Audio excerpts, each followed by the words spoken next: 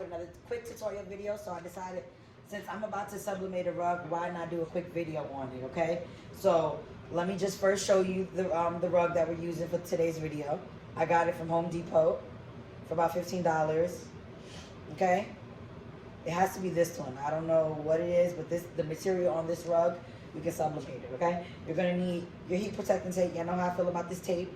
Amazon, just Google it, heat protecting tape.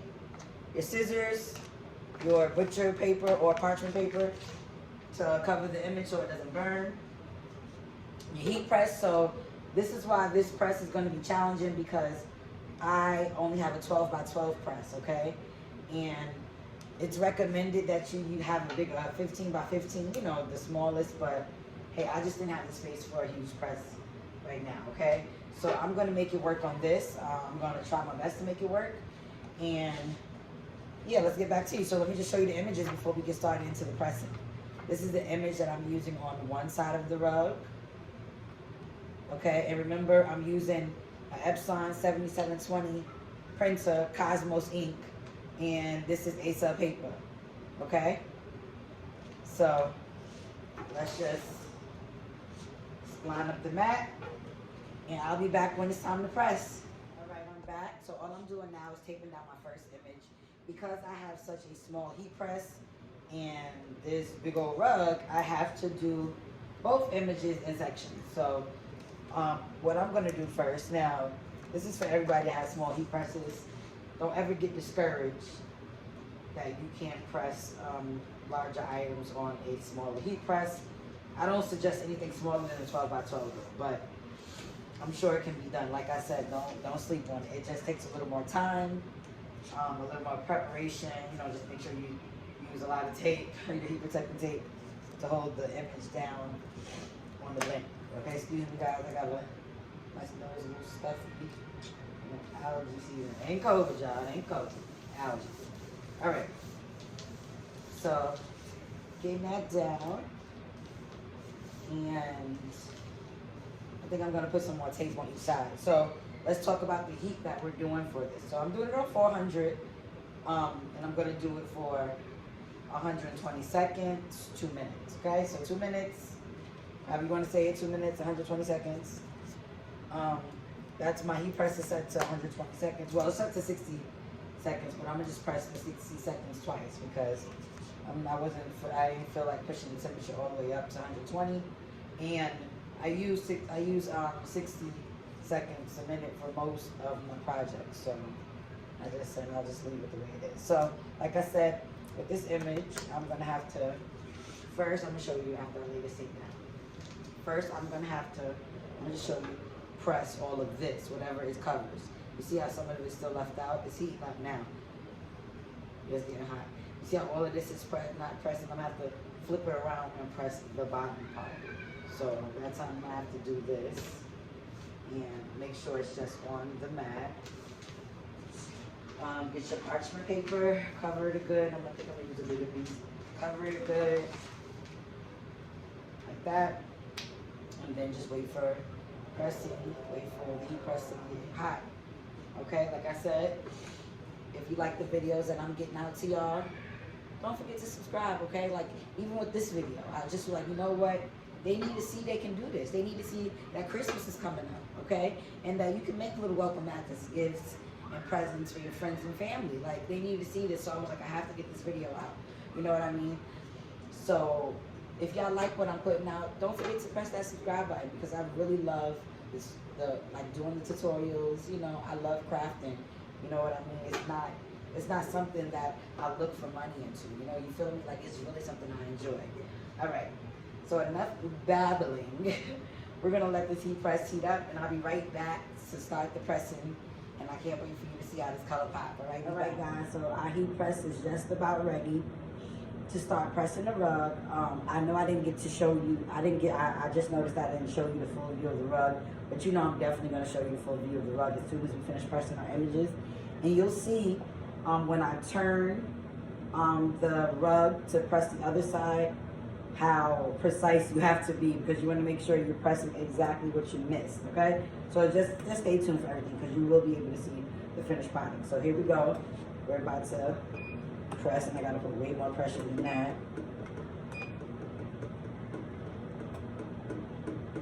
So I'm putting it on like, I forgot my pressure was high. I was pressing the pillow before, and I didn't put my pressure tight enough, but it looks like it's tight now. So remember that you want to press at 400 for 120 seconds with heavy pressure, okay? Heavy pressure.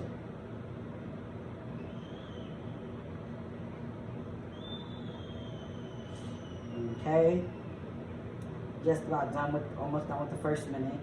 20 seconds left in the first minute, and then I'm still gonna have to flip it around. So this is for people that do have smaller press, and you still want to do big projects. It's definitely doable. It just takes a little more time. But us crafters, we don't mind taking our time because we like things to be nice and neat and perfect. If you're a crafter like me, okay. So I'm gonna go ahead and go for the second. 60 seconds, and then I'm gonna flip her around, and I might not even let her go a full 60. See, I'm definitely gonna have to do the sides. I might just let it go down to 20 and flip. We're just gonna see.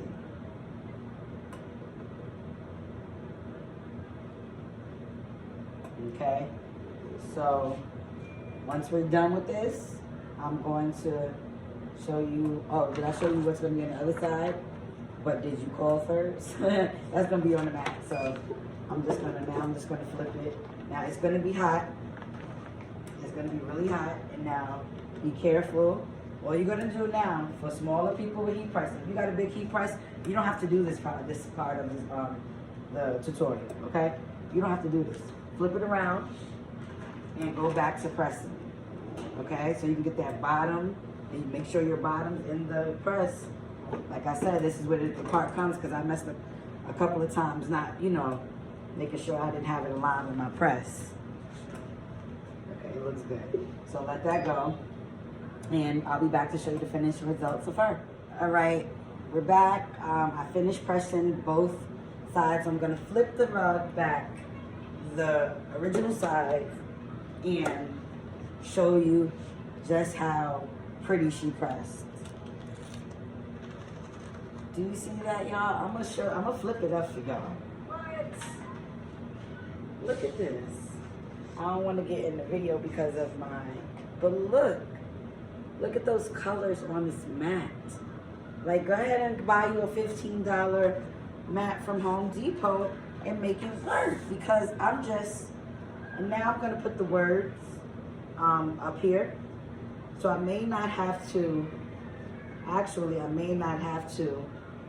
press the words twice, because it looked like it's going to be covered with the whole heat press. And that's good. All right, so once we see a finished project, I'm going to place it on my floor so you guys can get a really, really great view of the finished project, okay? But first, I'm going to take it down. Okay. I'm going to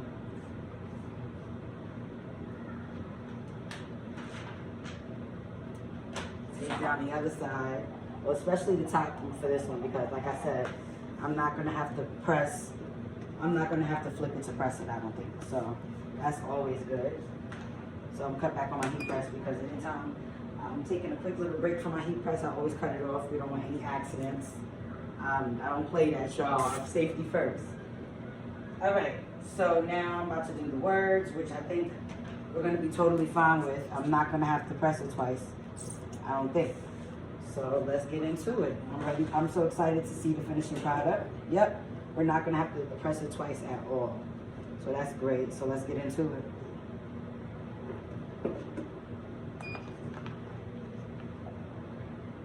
All right, finished project coming back soon. Be right back, y'all. Stay tuned.